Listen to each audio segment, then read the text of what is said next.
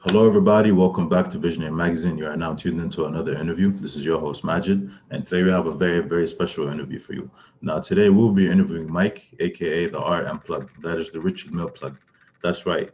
RMPlug is considered to be one of the top watch traders in the world. He supplies high-end watches to your favorite celebrity, billionaires, athletes, and the list goes on. He also had a successful fashion business in his early 20s. So this will definitely be a very interesting interview as he's definitely a good entrepreneur. He has success in the fashion industry and now he's successful in the watch trading industry. So there are definitely going to be a lot of things to learn from him. So I'm excited. Let's just get this started. Let's get Mike on here. Ladies and gentlemen, we have RM Plug, aka Mike. First of all, man, thank you for coming on Visionary Magazine. It's a pleasure to have you. Just No real quick, for problem. those people who might not know who you are, could you kind of give a quick intro about yourself and what you do? Oh yeah, my name is Mike RMPlug, Mike Herrman, and I'm pretty much I'm into jewelry, watches mainly. I sell watches. Richard Mill is my specialty. I've been dealing for 3.5 years, dealing watches to celebrities, athletes, and some of the top A-listers in the world. I'm pretty much one of the top at what I do, in my field. People respect me for my grind and my hustle every day. I'm on Instagram, I'm grinding, I'm doing meetings, I'm flying here and there, delivering watches to clients back and forth, just staying working and pretty much doing what I have to do to maintain the name and keep going higher and higher. So, yeah. That's great, man. And just two questions off the rip. First one is, what was your first job ever in life? And second of all, what was the first watch you ever owned in life? Okay. First watch ever was a Rolex. They just 36 millimeter two tone. Okay. Yeah, that was my very first watch when I was like 22 years old, I think 21, 22. Okay. And very first job, I used to work as a busboy, bro, at the restaurants, No man. way. Yeah, I That's used to, I great. used to That's a bus come up right tables, there. and I used to also wash dishes in the back too. Yeah, That's crazy, college man. And days. before we get into your career, first, you had a successful career in fashion. You obviously have a successful career in watch trading. But before we get into all that, I'd like to kind of get into your background a little bit. Could you tell us about kind of where you grew up and how you grew up, and did this entrepreneurial prowess? Did you always have it as a kid, or how did that come about? Oh man, my dad is an entrepreneur. I think I got my entrepreneurial like skills from him, even though it didn't really like kind of like take my hands and like kind of like show me how to do it and everything. Yeah, I feel like some stuff are in your DNA. You kind of inherit some of the stuff that your parents give you. And my dad was an entrepreneur. He used to own farms of cocoa and pineapple, was exporting to Europe and everything. I grew up in Africa, Ivory Coast, in West Africa. So we originally speak French from there. So Okay. and so my dad was into all types of business. He had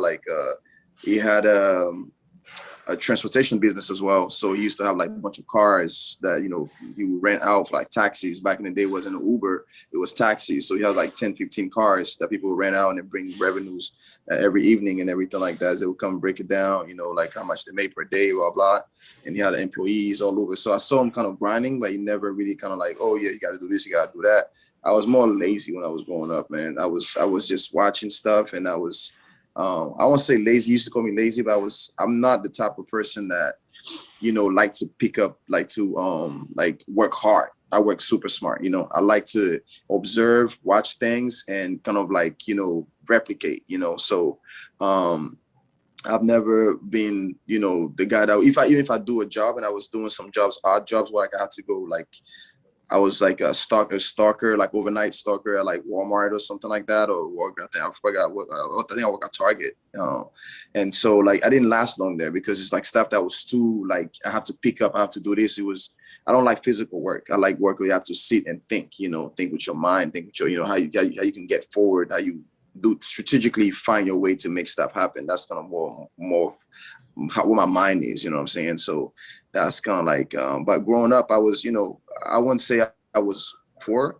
My dad was, decent. He had like, he had some money, but when, my parents split up. Of course, my mom, she was just a school teacher, so she took my brother and I together, and it was a struggle then, So we had to be okay with not having as much anymore, and then just making sure my mom was okay. Also, I mean, she was grinding to make sure we're good. We were in school. I went to private school and everything like that, but I was on scholarship. So I moved to the U.S. when I was 17 years old, and went to University Central Oklahoma. Graduated with a business degree in finance and real estate. From there, I worked for a company, real estate company, and then we all got laid off, and I just started my entrepreneurial journey from there. Okay.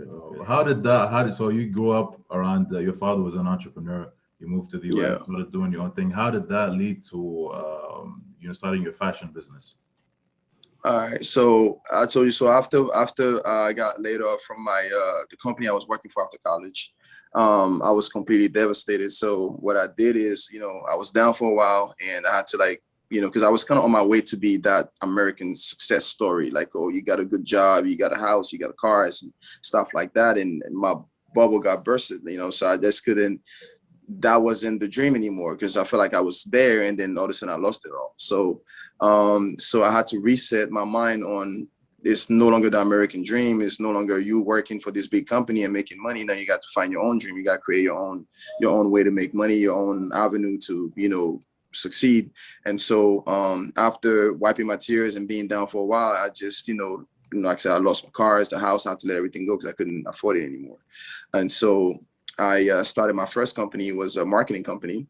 And so I self-taught myself how to make websites and marketing and, YouTube and all those crazy stuff that the new era needed to move forward. So, I mean, back in the day, you couldn't just build a website. People didn't know how to do it. So I had to learn coding, I had to learn WordPress and all the stuff. And then so when I was teaching myself how to do that, I found the confidence enough to create my first company where I could service local businesses, build a website, do the marketing, do the logos and things like that. So I started making money with that. Then I launched, I got into, when I started making a little bit of money with that, because I started getting 1, 2 businesses, then I was getting referrals because I was doing such a good job at it.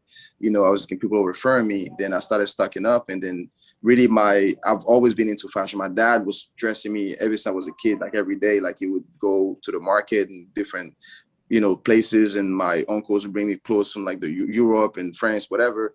And I would, they'll swag me out. So I think fashion has always been something that was in me.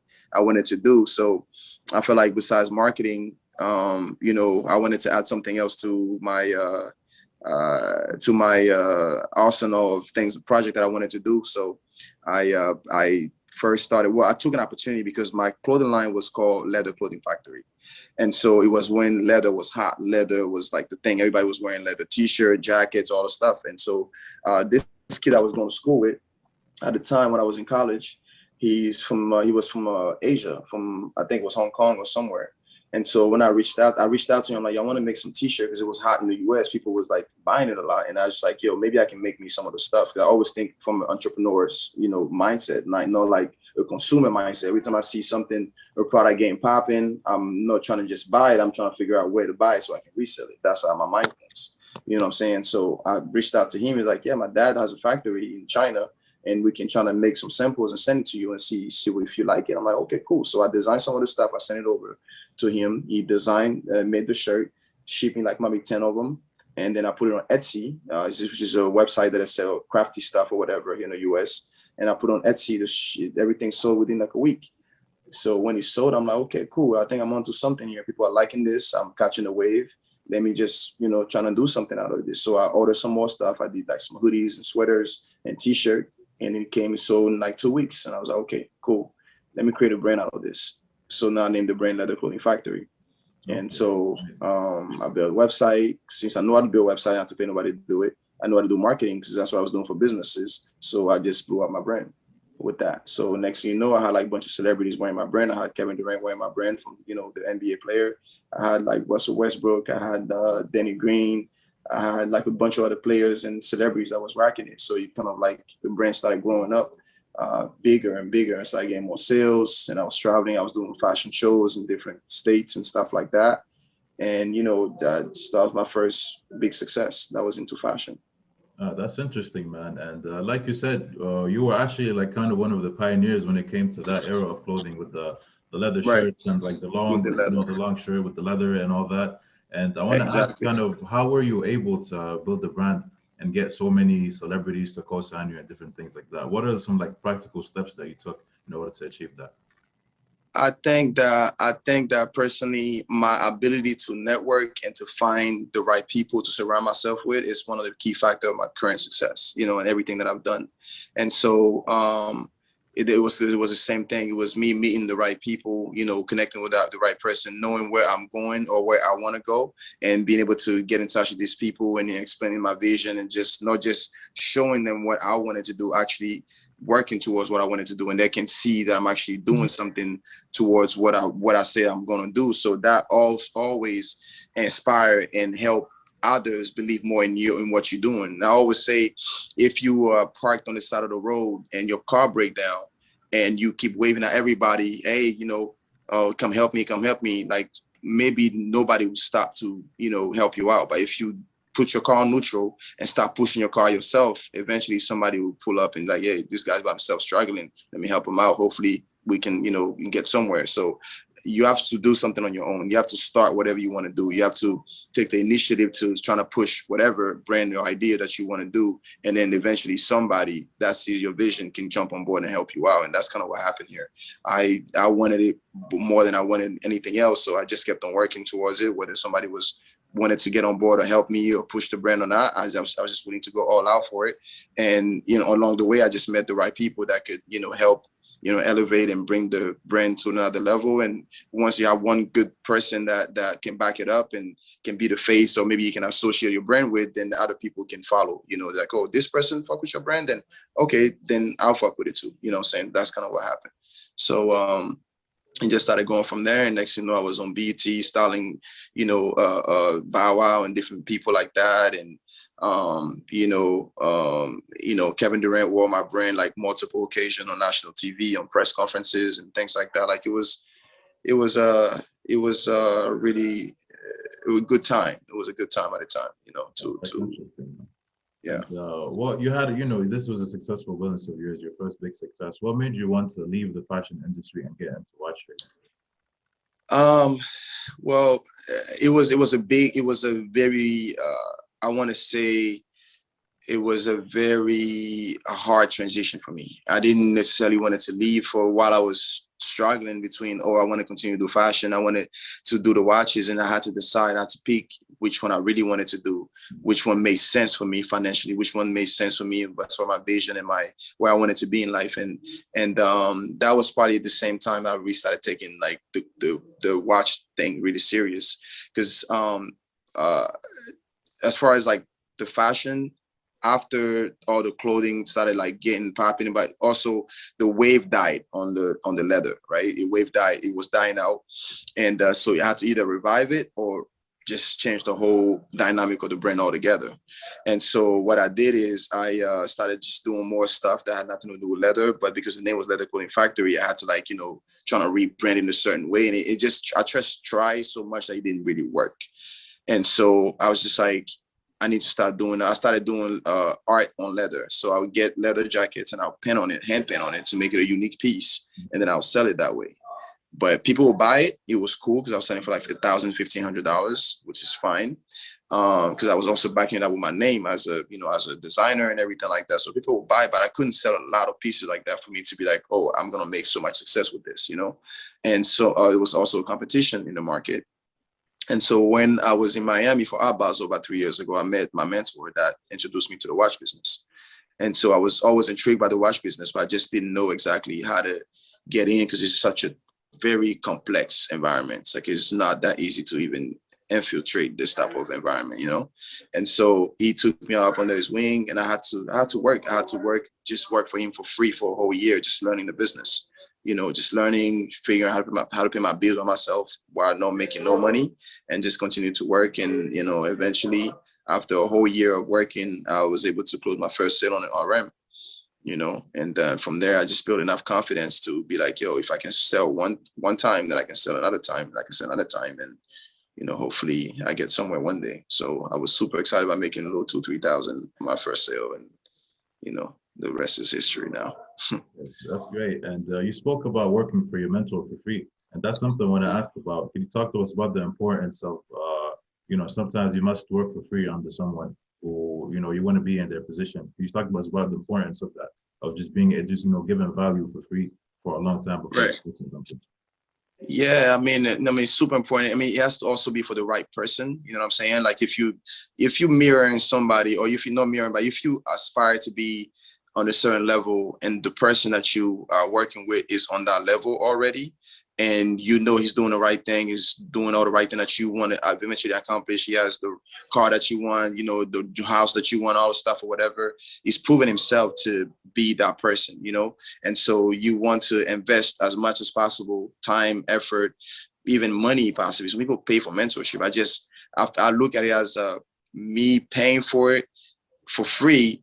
Is me working for free is my time that I had to pay to learn. I didn't have to pay for the actual mentorship. I have people right now, friends that charge $30,000, $40,000, $50,000 just to sit with them to just so they can help you become successful. Yeah. I'm getting to the point where I'm able to do that now. I haven't started charging people yet, but I can literally change people's life the way my position I'm in right now. I can teach them certain things that they can use and become successful. So he didn't charge me for it. I had to invest my time and for free. But I look at it as it's been an incredible investment for me. You know what I'm saying? For me to spend that time for free, because it eventually changed my life, and I'm forever grateful for the opportunity. And that leads to the next question, which is, how can one go about finding a mentor? What would you say are like something? Finding a mentor is subjective to like the field that you're in, right? Like if you want to be one of the best writers and you find the best, writer in that field. If you want to be the best, I don't know, entrepreneur in whatever field, I don't know, like watches or whatever, then you find somebody that's looking up that you look up to, and you have to convince them to, be able to work with you, because not everybody wants to have mentees. Like not everybody is willing to teach you. So you have to find your way, like to be able to get in touch with them or whatever. So, I mean, how to go about doing it, I feel like you have to go to a bunch of networking events. You have to, if you target somebody in particular that you want to work with, you have to kind of know their whereabouts or whatever, not to go stalk them, but you want to know where they go hang out at, so you can probably run into them one day and be able to spark a conversation and let them know how much you're a fan of theirs and how you admire them, and that, if you want to work with them and everything. So you have to find your way around. You have to, if it's by email, if it's by Instagram, you want to communicate with them, shoot your shot, like they say, and try to get as much value as possible. And you need to be willing to pay too. You need to be willing to pay, because at the end of the day, having a mentor can shorten your amount of time that you take to get to the point where you want to be. You know what I'm saying? They've already been there, so they're giving you all the shortcuts in order for you to get to that level without having you to go through all the struggle that they've been through. So it's definitely worth it to spend the money if you believe that they can change your life, they can really help you to get to the next level. You buying, yourself time, you buying yourself everything. It's a nice shortcut to have if you can't afford to get one. So I would definitely encourage anybody that so just looking to get to the next level, and in whatever field that they aspire to be in, to get a mentor, because it can definitely make a big change. I mean, I used to hear about that all day. I didn't know exactly in what capacity it could play out in my own life, but now I'm a true believer that having a mentor can definitely change. I mean, I'm one of the top guys. I consider myself one of the top guys in the game. Like, I'm not the top guy, I wouldn't say, humbly speaking, but I've definitely surpassed a lot of people that was in the game before me, like way past, because I've mastered how to do it. I mastered from somebody that's been in the game forever, and he has a certain way of working, has a certain way of moving, and I've kind of mimic what he's doing, because it's been able to be successful on another level. It helped me surpass one of the people that was there, but they were doing the same exact stable stuff forever, And so, I mean, I'm in the game 2 years. People think I'm in the game 10 years because I move like I'm in the game 10 years. You know what I'm saying? So, yeah. Makes sense. And now I want to talk about your watch business. So you started off, you got your first sale after working for free under your mentor for a year. I want to talk, how were you able to build such a great client list your clients? How were you able to build that client list? What are some things that go into that? I felt like it, like I said, again, it goes back to networking, right? Mm-hmm. And so for me, ever since I even was into the fashion, I was building a network. Now, it wasn't a network for watches, but it was a strong network of high net worth and not high net worth individuals. And so I had to transition them from, oh, you like the clothes, now I'm doing watches. Now I'm doing watches. And it's hard because like, you used to sell items that cost $200-300. Now you're selling 100,000 items. How do we trust you with this, So my thing was consistency. I had to be consistent with everything that I was doing. So I had to drop the clothes altogether. I mean, I didn't drop it like, okay, I'm still have my hands in there, but I managed it from far, not as close as I used to be. So I'm not dipping and dabbling in everything. I'm focused on watches only. So the consistency for me, it was posting every single day about watches, educating the people about watches, having the watches in my hand, being around, being familiar with it, calling people on FaceTime, letting them know I really in position to supply you with those watches. And so every single day after seeing me for a week, 2 weeks, a month, 2 months, 3 months, you're like, yo, this guy's serious about this. Let me give him a shot. You know what I'm saying? And so the consistency will build the business for you, for anything really. And so along with that, you have a network, you go into, I mean, I had to, sometimes I was left with like $500 to $1,000. I go to a dinner because I know at that dinner, because of certain people that will be there, I'll be able to network with certain type of people, be able to get the number and contact them later on, like things like that. And it would be my last money. That's sacrifice I had to do because like this place is a high-end place. I'm gonna probably have to spend $400-500 to just be there. But I'm willing to do that because whatever can come out of this dinner can be $1,000, $2,000, $5,000, So I'm investing in this stuff and believing that, okay, something might come out, maybe something might not, but it's the risk you have to take, you're willing to take in order for you to be successful, to try to close a deal possibly. So, going to networking event, going to certain dinners at certain places, networking with other people that have money network at, going to, private event possibly if you can get yourself in there somehow, some way, somehow, knowing the right person, talking to the right people. And it's just really about networking. The network is really, my network is what's strong enough where that's carrying my business. I have a very strong network, you know what I'm saying? And I encourage everybody out there, if you don't have a network, if you don't know how to build one, learn how to do, which I'm teaching that in my course that I'm working on right now, on how to, sell and flip watches and things like that. I teach people how to build a network, you know what I'm saying? Because it's a skill that you have to develop, and it's needed for you to be successful. You need that.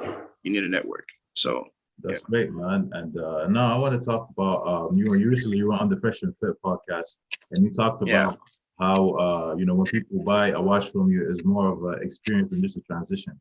So I want to ask you, you spoke about networking, and once you have that network, how do you turn that simple transaction between one person and another? How do you turn that into experience when they come back to you more than one time? How do you turn a simple transaction into experience? Right. Okay. Well, the saying that I have is, when you buy from them, is a transaction. It's just a transaction. When you buy from me, it's an experience. Okay. Reason why I say that is because most of my clients turn into friends and turn into network, or, part of my network, or just a business associate in the future. Like, keep in mind, everybody that's ever bought a watch from me, they're well off. They have, not everybody, but people that spend money on certain type of pieces, they have enough money. That means they build their own money, flow somewhere else. They're making money their own way. They have their own field. They're you know what I'm saying? So they're coming to me to spend money, but also I'm tapping into, okay, so what do you do? Like, how you got there and everything like that, same kind of questions. And maybe we can partner up on some other stuff because we both making money, and they're willing to do certain things. So, I mean, on top of that, that's just like the business side of it, but the experience side of it is me going from helping them really, because some of them don't know what they really want when they first want to buy a watch, RM or whatever it is. So I get to educate them. I get to know them. We'll go to dinner. We celebrate after you even buy a watch. Sometimes some of them, they get gift from me, whether it's a nice pair of shoes. And I spend good money on them, $500-600, like, just to show appreciation. It's not like everybody, but that's a way for me to say thank you for trusting me. I'm not looking at just one transaction. I'm looking at how we're going to build in the future, how we can be friends and network and partner on so many other stuff. And on top of that, I also buy some of these watches back, whenever you want to resell. So, if you bought a watch, I have a lot of clients that I'm even chasing them right now to buy the watch, but they don't want to sell because the price went up so much. You know what I'm saying? And so, they made the right investments. And some people spend like 125, and then now it's like 220,000. They made 100K in 1 year on their watches and stuff like that, and they'll still want to hold on because it's still going up. But the experience side, like I said, it goes from just starting to know them to knowing everything about them, going to their family function, just being part of their life and everything like that. It's not intruding, but it's actually they want me to be part, because it's like it's a genuine feeling. I'm not looking at you that, oh, just pay me and I'll give you a watch and that's it. It's more of, let's build together. Let's talk to each other. Let's network. Let's do other stuff together. Especially if we have a good vibe, we vibe together. Yeah, why not? We can become friends, and then do maybe multiple other, business ventures together, possibly. So, it comes. That's the experience. That's the experience that I'm able to provide to them. Is not only just a transaction, but we go to eat, we go on a yacht together, like all the stuff that you get from just buying, from me. And also I have a huge network, so a lot of them also want to be part of my network, and I allow them to be able to join and possibly do more business together. So yeah. Yeah, that's great, man. And you spoke about some of your clients having bought watches that went up in value a lot. What are some watches, like as advice for now for people? Let's say someone has some extra money around, would like to buy a watch that they want to enjoy it, but also they hope that it goes up in value. They want to look at it as an investment. What are some watches you would say right now that are going up in value currently? Definitely RMs. A lot of the RMs are going up in value. I mean, I want to say like from a RM 30, it just depends on your budget, really. You know what I'm saying? Because any RM right now that's good, you spending over 120,000, and up to get something decent. So RM 29 is a very, I think, undervalued type of watch that is a very beautiful piece, and the size is like perfect for people that are not too big, too small, whatever it is. RM 30 rose gold. I mean, Davido, my boy Davido, the African artist, he bought one for me like a year and a half ago, I want to say, and he's up over $100,000 on that watch. You know what I'm saying? And so that's also like one very good friend of mine. I was just with him last weekend. But as far as the question was about the value, how do praise, it goes up in value, right? Certain watches. Like certain watches or whatever. I want to ask for like personal reason, like Rolexes. What Rolexes right now would you say are the ones that are kind of going up in value? Rolex, Rolex, I want to say the green dial Rolex, the president anniversary, is a really nice watch to have for anybody's collection, really. And the rose gold ones are pretty good, to keep in stock. They're going up, and I think it'll keep going up. Factory diamonds on a Rolex President is pretty good also. I really mess with a lot of high-end ones, so I wouldn't recommend any small piece, because if they go up from like usually $10,000 piece, to go up like 1,500, it's not like a big deal, So if you're really looking to invest, you're spending $55,000. If you can get stuff at retail from an authorized dealer, that's even better, because you don't have to pay extra premium price or whatever. If you can afford to do that, directly, if you have a relationship with an AD, you can get a piece like that, and if you can guarantee that piece. I mean, if you get it from an AD, you already in, you're already in profit, because that watch now sells for like $55,000, $56,000, $58,000. So getting it for 40,000 is, you're already good. Yeah, definitely. So that's great. And now I want to ask, what is like the craziest experience when it came to selling a watch that you can tell us about? Like the craziest experience you ever had? Crazy experience, like good or bad? Either one. Something that's interesting, like you didn't expect it. You were delivering a watch or something like that, and then something crazy happened. Oh, okay. Well, I was, this client hit me up out of nowhere. Not out of nowhere, but it was on Instagram and everything. And I posted a watch he wanted, and I didn't know he was serious. Then he's like, okay, I like you, send me pictures, videos, and everything like that. And I was just being nonchalant about it. I was like, okay, cool, because so many people hit me up every day about stuff, So I sent him pictures, video, and everything. He said, okay, I like it. Where you located? I'm like, I'm in Miami right now, whatever. The watch is with you. I said, yeah, it's here, whatever. So he finally sent me his phone number, contact him, send him videos again, blah, blah. FaceTime me, see me and everything. He said, well, I'll send you a jet to come pick up the watch. Can you fly, tomorrow morning or whatever, afternoon? Just let me know the time. I'll send you a jet. You come to me and drop the watch off to me. You can bring wherever you want, whatever. And, I would appreciate it. I'm like, whoa, that's crazy. So he spent the money and he really booked a jet. And I flew in on the jet, go deliver his watch and flew right back. Wow, it's pretty crazy. So yeah. And now I want to ask Mike. You started out with a marketing company, went into fashion, and now you're one of the top watch traders. You also mentioned that some of your clients you also do other businesses with them. So I want to ask you, where do you see yourself in the next year? What do you see yourself doing in the next 10 years? In next how many years? 10 years. 10 years. I was asked that question 10 years ago, and I was pretty accurate about where I was. Oh, wow. Until where I am now. Yeah, I was asked about that question. I was in college where I would be in 10 years, and everything I said I was going to do, I actually did it. I didn't even know it was going to happen, but it did. I feel like in 10 years, I'll be one of the GOATs for sure in the watch business, expanded for sure in other businesses, real estate, owning apartment complexes, probably my own jets, and, definitely, working less and flying and traveling more, spending more time with my family. But definitely, I want to be well known, well recognized. I want to have, books out there, teaching people, helping people, being able to do a lot of charitable, things around the world. And I feel like I'll be able to be in position to do that in about 10 years from now. And we're feeling more grateful about the situation, about, where I'm at in life. So I feel like, in 10 years, I would have been able to accomplish pretty much everything. No, that's great. That's great. And just to finish this off, I want to ask you something that, I ask everyone that comes on here, which is from the beginning of your journey up until this point, what are the 3 most important things that you've learned? That's interesting. Okay. The 3 most important things that I've found, you said? Learned. That I've learned. Okay. 3 most important things that I've learned. I've learned to definitely not give up. No matter how bad it seems, how bad it looks, if you look up and if you can look up, you can get up and you can make things happen out of your life. So never give up.